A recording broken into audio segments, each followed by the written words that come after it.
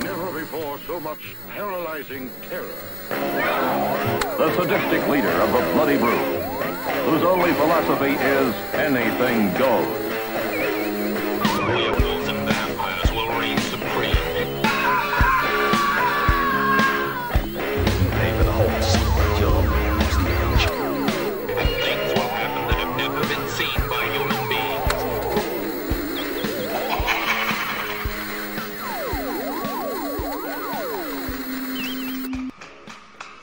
What's up, weirdos, and welcome to the Weirdoverse.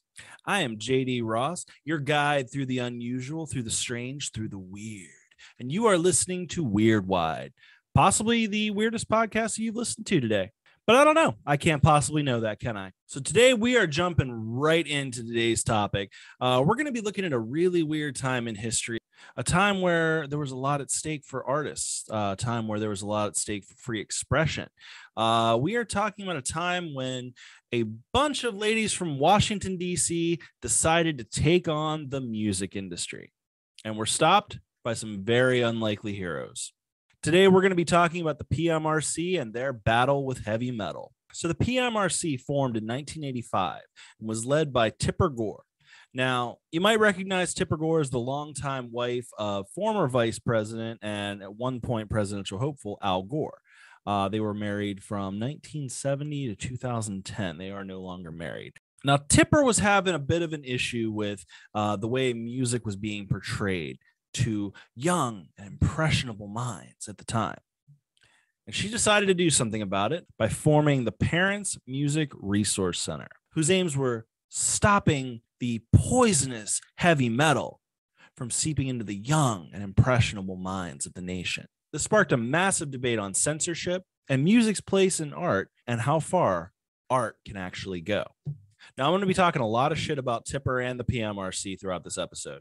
So I do feel like I do need to say up front that while she was a notorious pain in the ass, we do have to lay out that the PMRC was not her only social initiative. While it is her most well-known, she has also championed mental health awareness, women and children's rights, rights of the LGBTQ plus community, and efforts at reducing homelessness. So while she is absolutely the villain in this particular story, she has done some good. I feel the need to point that out. Now, also considering what she's most known for, which is taking on the heavy metal community and basically coming off as someone who's very anti-music, she actually has a little bit of a background in music. Tipper was actually a drummer in an all-girl band in high school called the Wildcats. I would love to see if there's any Wildcat tunes that exist. I'm assuming since they were just a high school band, probably not the case. But she has actually played live shows with the likes of the Grateful Dead, Willie Nelson, and Herbie Hancock. So it is kind of weird that she is a very pretty artistic person who ended up on a crusade seemingly against music. Now, Tipper founded the PMRC with a group of women that came to be known as the Washington Wives. All of them had massive connections in Washington, D.C. at the time. So let's meet some of the supporting players of the PMRC. We've got Susan Baker, wife of Treasury Secretary at the time, James Baker. Now, James Baker was a Republican power player at the time. He was White House Chief of Staff under Reagan, Treasury Secretary during the PMRC, and later on was the Secretary of State under the first Bush. Then you've got Pam Hauer, wife of Raymond Hauer, a DC realtor, which is kind of funny to me that you can actually be a position of power as a realtor. I've been a realtor in a small town, and I don't think I had any real power. So I'm assuming not every single realtor in DC has the kind of power that Raymond Hauer did. And then you've got Sally Nevius, wife of John Nevius, former Washington City Council chairman. I believe he was like the last one to be the city council chairman before they, changed up whatever they were doing there. The PMRC was formed in 1985 with concerns from the Washington Wives, again, about what their children were being influenced by from modern music. They had financial support from the likes of Mike Love of the Beach Boys and Joseph Coors, the owner of the Coors Brewing Company, both of which were very involved in Reagan's campaign, and Coors even provided office space for the PMRC to operate. It is interesting to me. Mike Love is the most hated member by far of the Beach Boys. I think he was the lead singer for most of the time. The Wilson brothers, I believe, at this point have all but cut him off. Mike Love is a notorious asshole, so it doesn't entirely surprise me considering how much he was involved with the Reagan administration and how much he's known to be just a massive pain in the ass. Doesn't surprise me that he helped fund this organization. Now, Joseph Coors, he was the owner at the time, like I said, of the Coors Brewing Company. That's the Silver Bullet. That's the ones where you put your shit in the fridge and it lets you know when the snowy mountains start to turn white that it's cold. There's probably a lot we could cover on the Coors family. One little side note that I did find of interest, his grandfather, the original founder of Coors, Adolf Coors, which great name for a German. You definitely I don't feel like any case of a German being named Adolf is ever a good thing anymore. He actually has a mild connection to my old stomping grounds. I grew up in the Virginia Beach area, and Adolf, nobody's totally sure, he either jumped or was pushed or just fell from the 6th floor of the Cavalier Hotel in Virginia Beach. So weird little connection there. Now, after the PMRC formed, they immediately got to work, and they did have a bit of an agenda. The first thing that they attempted to do was to have the RIAA, that's the Recording Industry Association of America, develop a music label system similar to the Motion Picture Association of America that never really came to be. The RIAA, those are the ones that they do the sales certification. So gold, platinum, all them. That's the RIAA. That's the RIAA. That is hard to say. The Recording Industry Association of America. Now, they also attempted to pressure the record industry into doing things such as printing warning labels and lyrics on the album covers, forcing record stores to put albums with explicit covers under the counters, basically trying to remove them from public view, pressuring TV stations not to broadcast explicit songs or videos, or even reassessing the contracts of musicians who perform violently or sexually in concert, and trying to create a panel to set the industry standards. So this is you can definitely already see from their early actions, you can already start to see kind of the seeds of where they're kind of coming from. They're not coming off as anything to me but censors. Now, one of the big actions that the PMRC took was compiling a list of 15 songs in popular music at the time, ones that they found to be just a little bit too much for young minds. They were dubbed the Filthy 15. Let's go over the Filthy 15. Let's see exactly what was on the Filthy 15 that they found so questionable. Prince, Darling Nikki. I can't imagine having a problem with Prince. Has anyone in the history of the world really had a problem with Prince? I don't know. Maybe. I don't know much about Prince, to be honest. Darling Nikki was said to have lyrics regarding sex and masturbation that young minds were singing along to and were very impressionable to. There was Sheena Easton and her song Sugar Walls. That's a pretty good one. Sugar Walls. I like that. Clearly a reference to the vagina. I like that one. Sugar Walls. I'm going to use that one. I'm going to see if I can work that into casual conversation. Clearly about sex. Judas Priest made the list with Eat Me Alive, claiming that song was about forced oral sex at gunpoint. Maybe. Vanity, Strap On Robbie Baby, clearly about sex. That's a strong take for the 80s. Strap On Robbie Baby, love it.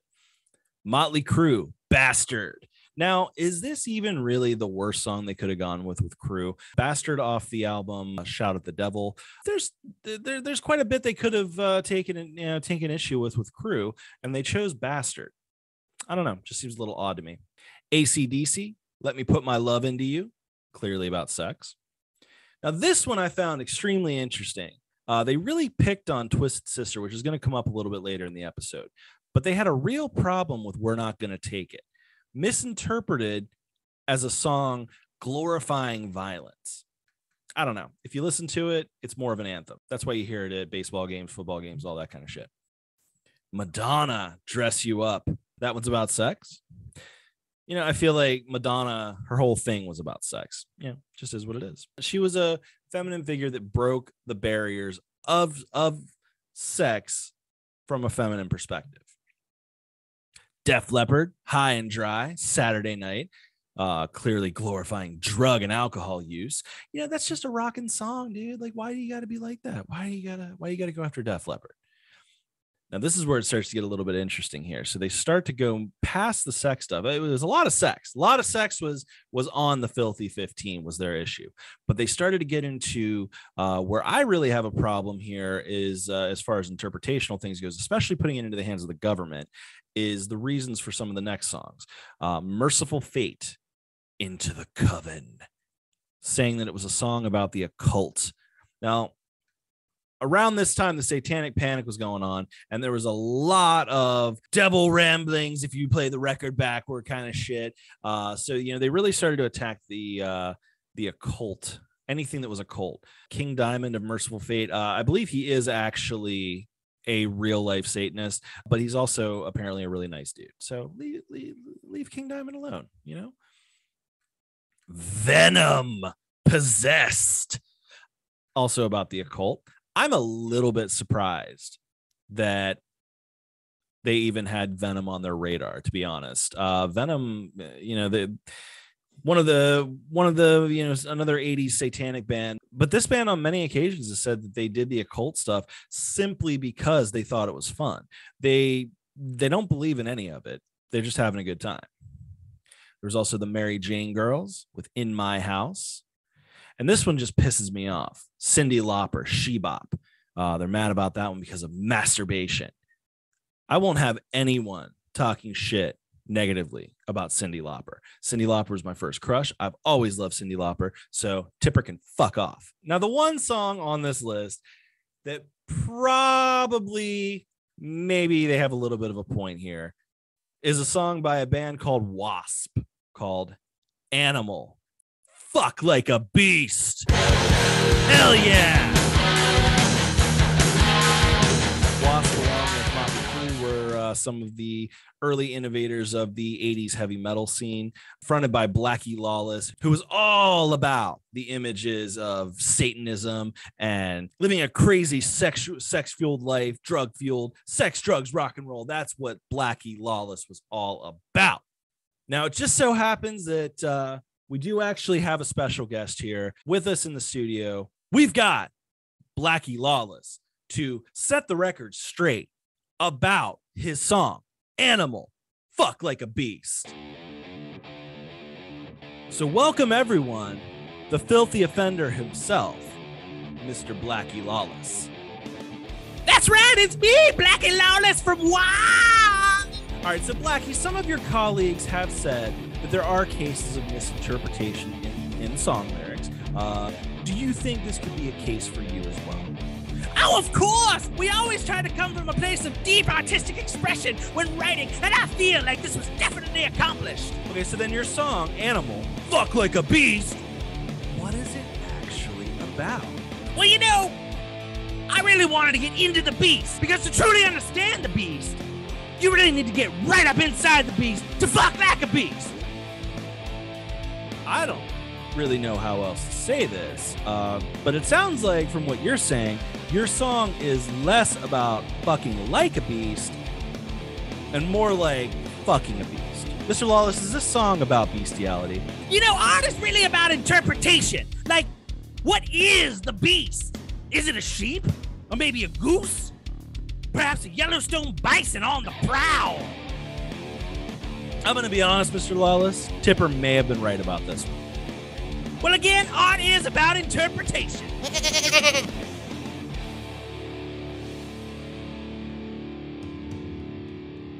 Thanks for sticking with me through that one. I know that was grating at best. Now, this whole series of events was covered in a VH1 original movie back in the early 2000s. Dee Snider, who from Twisted Sister, who will come up later in the episode, he actually played himself. It's pretty fucking sweet.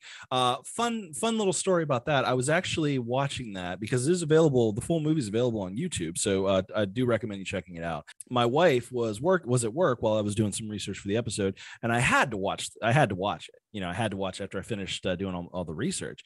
And there's a part where a preacher guy or pastor or whatever, he is reading lyrics out loud that are offensive to a group of churchgoers, and he happens to be reading a song by the Mentors, or just Mentors, a song called Golden Showers. The lyrics are hilarious. Look up the lyrics to the song. My wife walks in the door as this preacher is saying the words, "Smell my anal vapor. I will use your face as my toilet paper."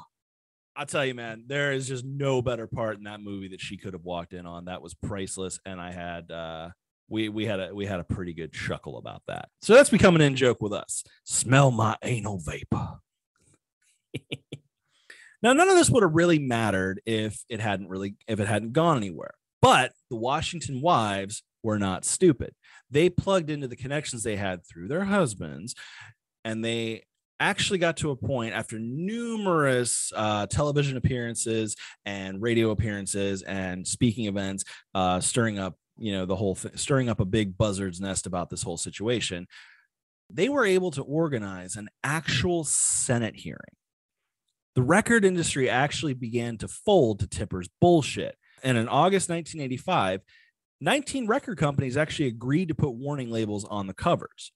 One of their big deals was trying to get labels on the covers. It really reminds me of the Dennis Leary stand-up about cigarettes. People wanting to put bigger warning labels on the on cigarettes, as if like that was what was going to deter people, as if people were going to see the warning label and go, "What? These are bad for me?" It's along the same lines. I just don't understand what they think a fucking warning label is going to do.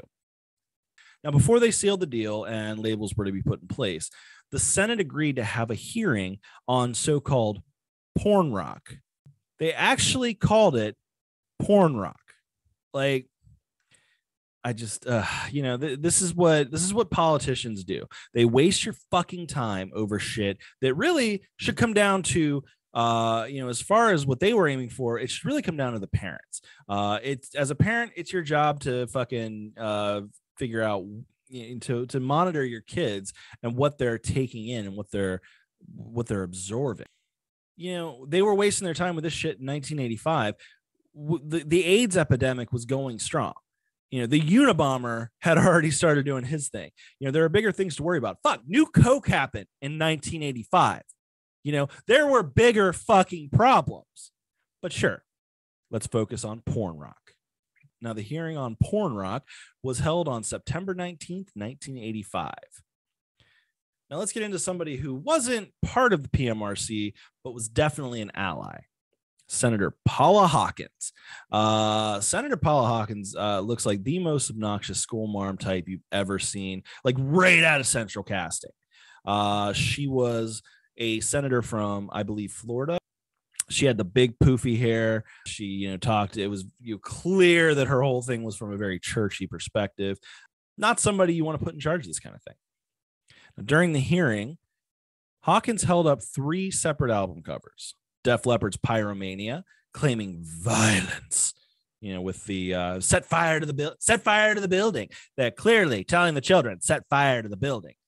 W.O.W. by Wendy O. Williams. If you don't know who Wendy O. Williams is, she is basically the female equivalent of Lemmy from Motorhead. She is a punk figure from the 1980s, actually I think the 70s even. Very raspy voice. She didn't give a fuck, man. Wendy O. Williams was fucking hardcore. She flaunted her sexuality before it was like, she opened a lot of doors. Like, Madonna gets a lot of the credit. Wendy O should get a lot more credit than she does.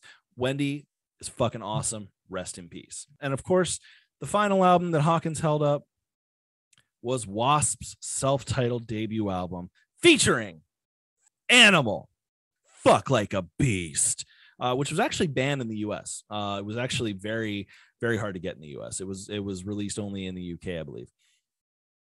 And she made the comment, "Much has changed since Elvis's seemingly innocent times. subtleties, suggestions, and innuendo have given way to overt expressions and descriptions of often violent sexual acts, drug taking, and flirtations with the occult. The record album covers, to me, are self-explanatory. See, this is what happens when you let a school marm in charge of this kind of shit. Yeah, whatever. Now, along with holding up the album covers, she also played 2 music videos. One, Van Halen, Hot for Teacher. Oh, they had a problem with that one because you can't have kids in school.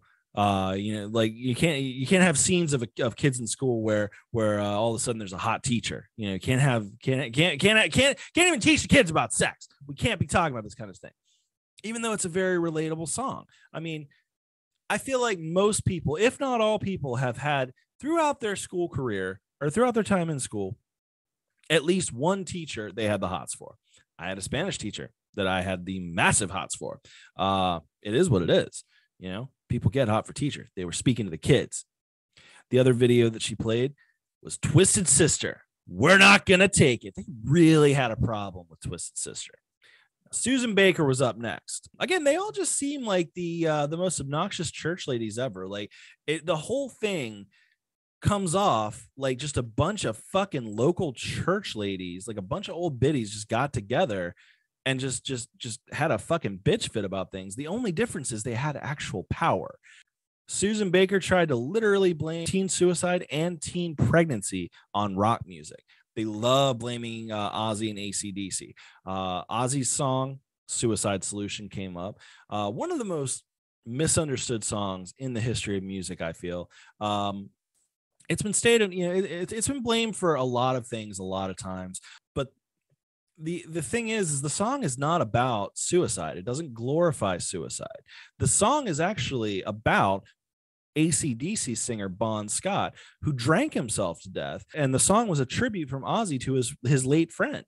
Ozzy, obviously playing with Black Sabbath and then his solo career, has been friends with pretty much everyone in the, rock and metal industry. And, he was very close with Bon Scott. And the song was a tribute to his friend. It's just because the word suicide is in the title. People just love to blame Ozzy for shit. And I think that's fucking horseshit. Brought a bunch of other stuffy old suit motherfuckers. They all look half dead. The one guy is all, rock music doesn't appeal to me at all. But it does appeal to my children and my grandchildren. It's like, no one gives a fuck what you think, Grandpa. Like, it's a problem I still have with politics of like, this is like, you got people that are going to be dead in the next 5 years. Some of them were dead within the next 5 years. And they're imposing this will, like, why don't you step down? Why don't you let some younger blood in there? Because other people are going to have to deal with the consequences of your actions. I don't fucking care for it. And the more ironic thing is he goes on to say, I find it difficult to impose my beliefs on others just because I don't agree with it, which is hilarious because you're literally holding a congressional hearing trying to do just that. Kids did not, and still to this day, do not want to be told what to do and what to think by some half-dead grandpa who happens to have some kind of political power. It's not right. That's why they're rebelling in the first place.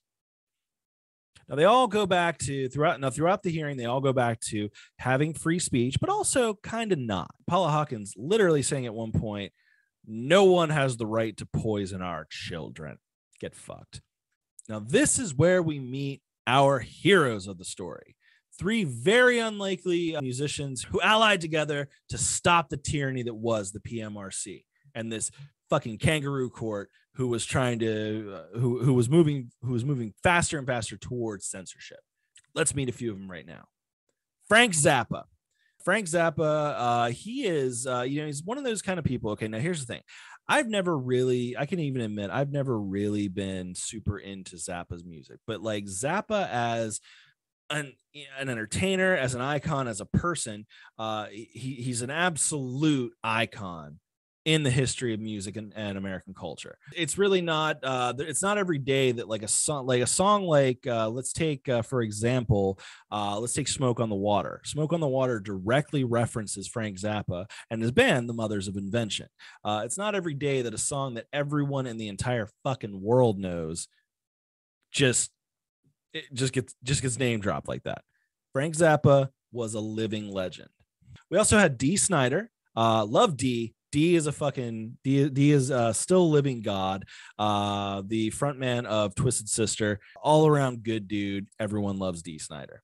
And then the most unlikely of the bunch, John Denver, the guy who did the Rocky Mountain High song. He also did, he did a bunch of country songs. He was like kind of the nice country boy.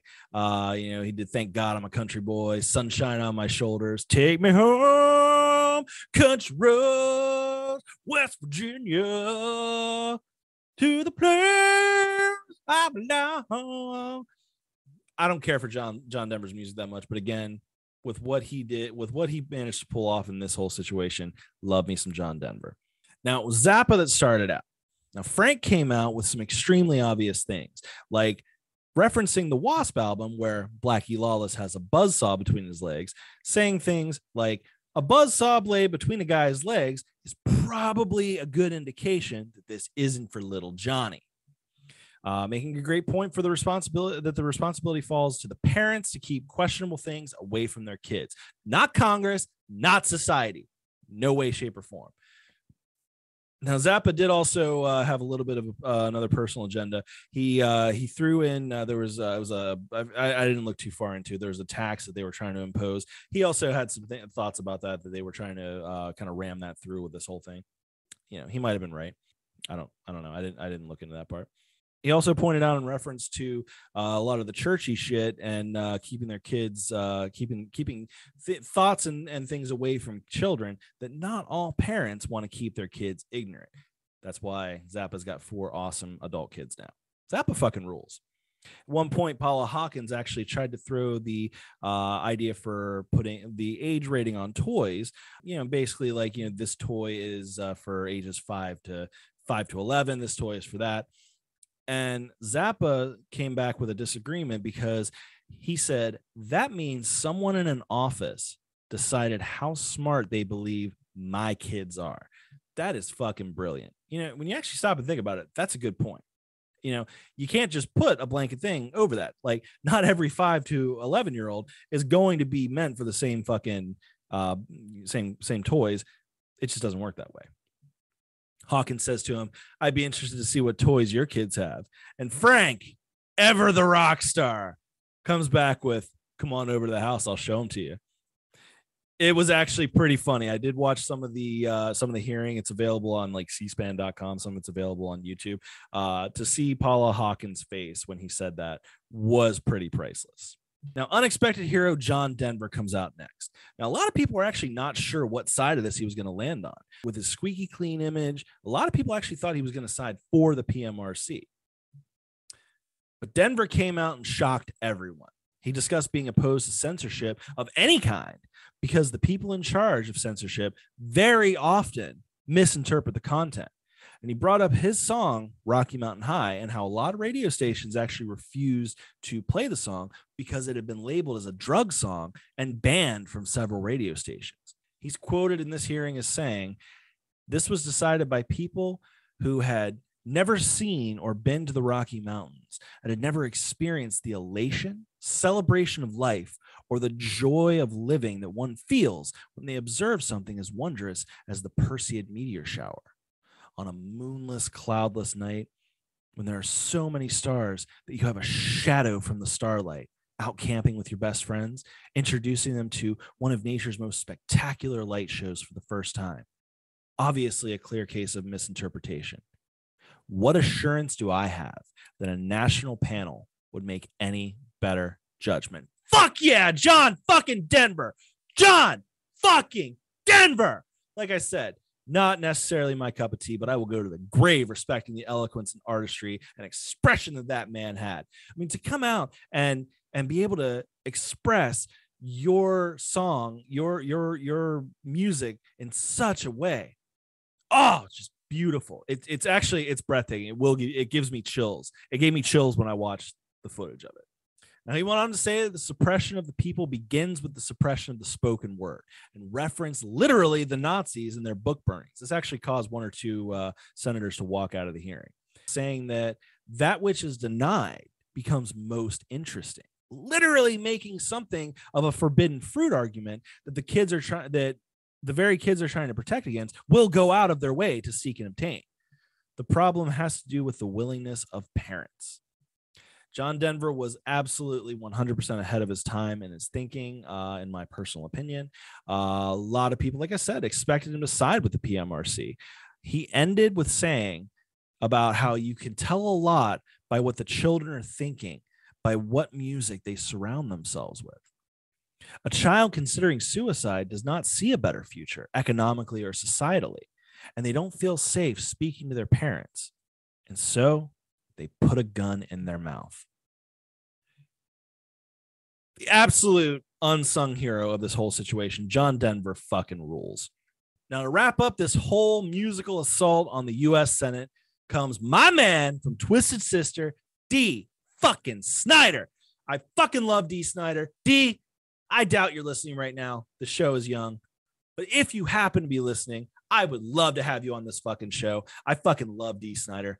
Dee is the fucking man. This motherfucker shows up. You can still see the footage today. This motherfucker shows up in a sleeveless shirt, beautiful glowing hair, just flowing, looking like the 80s metal god that he is. Now, he talked about a bunch of different misinterpretations that Tipper and the PMRC had made. He brought up his song, Under the Blade, which Tipper had published a full-page article attacking, saying it promoted violence. But like Denver before him, it had been misinterpreted. Tipper believed it had imagery of sadomasochism, bondage, and rape. It was written, actually, for Twisted Sister guitarist Eddie Ojeda, who was having throat polyps removed and was nervous going into surgery. Snider is quoted saying, "The sadomasochism, bondage, or rape are all in Miss Gore's mind." This was written as a tribute. This was written for one of his bandmates. It's fucking beautiful, actually.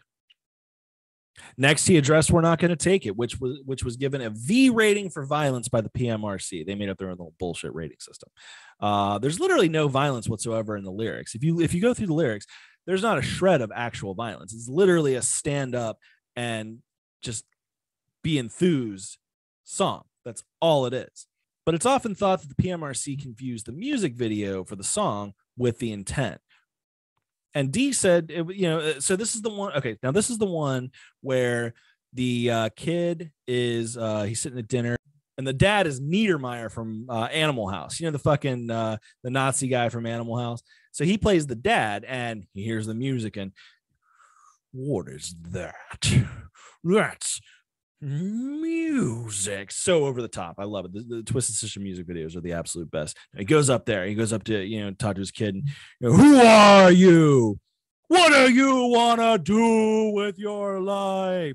I carried an M16 and you carry that guitar. And that's when the kid, he just looks at his dad. He goes, I want to rock. Fucking hits the chord. And the chord is so powerful that it sends the dad flying out the window. This is where they started to get with the violence and shit. Then the kid turns into Dee Snider, right? Fucking starts spinning and shit. And all of a sudden, Dee Snider is the fucking kid. He's just fucking Dee Snider in all his fucking glory. If you haven't seen what Dee Snider looked like at full Twisted Sister glory, you need to look up what this guy looked like. Watch this fucking video. It's fucking awesome. Now, all of a sudden, the kid's brothers, he's got 4 brothers downstairs, and they were just kind of silent through the whole thing.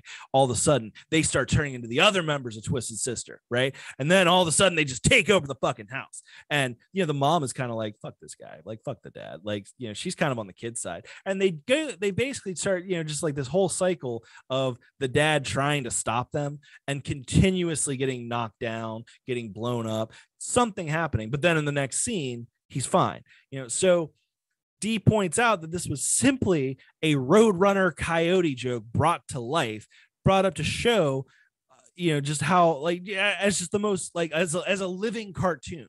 And then he even brought up how the United Way was granted usage of the song at the time, probably still are, because of the lighthearted way it presents communicating with teenagers. Fucking Dee Snider fucking rules.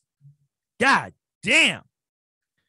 Now, he also brought up how Tipper had lied, saying that she had seen Twisted Sister t-shirts featuring a woman spread eagle and handcuffed. But Dee pointed out that Twisted Sister had never produced or sold such a t-shirt, and the band had always taken great pains to avoid sexism in their merchandise, live shows, and personal lives.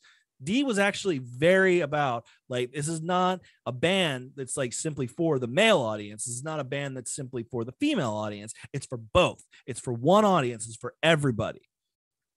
He said that Tipper had been slanderous because, like I said, the rock was for everybody. And he said, as a parent, it's his job and his wife's job to monitor what their children consume. It comes down to parental responsibility alone. Dee absolutely destroyed these stuffy fucks with nothing more than eloquent common sense.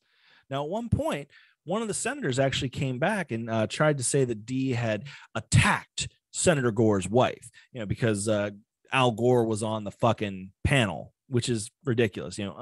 Fucking unbiased panel, my ass. When you got your husband, it's not unbiased. It's not unbiased at all.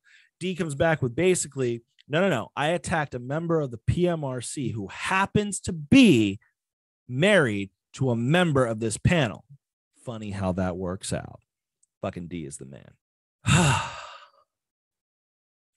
Now, despite this incredibly eloquent and brutal assault against the Senate, on November 1st, 1985, before the hearings were even over, despite, like I said, the outstanding statements by Zappa, Denver, and Snider, the industry caved, and the RIAA agreed to slap the parental advisory stickers on every questionable album.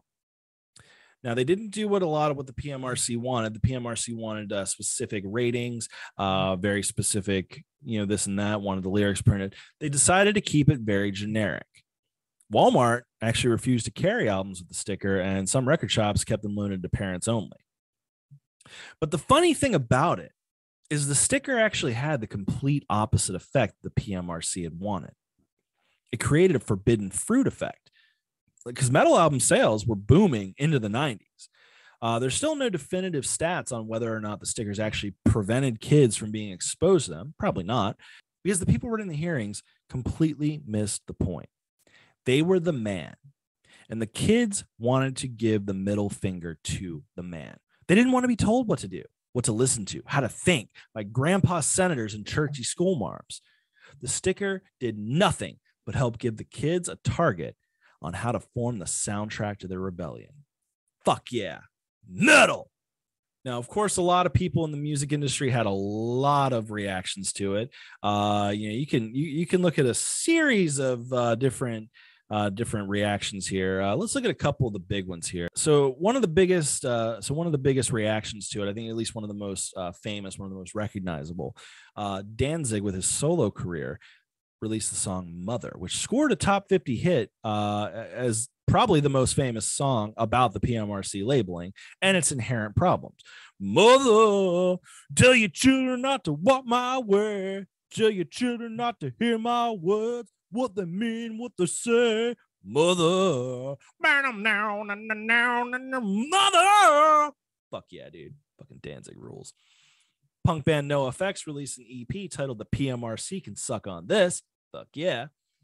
John Lydon, a.k.a. Johnny Rotten, commented, in a world with major pollution and guns ablaze, they have to pick on someone using foul language. I don't give a fuck about Johnny Rotten, but he makes a good point there.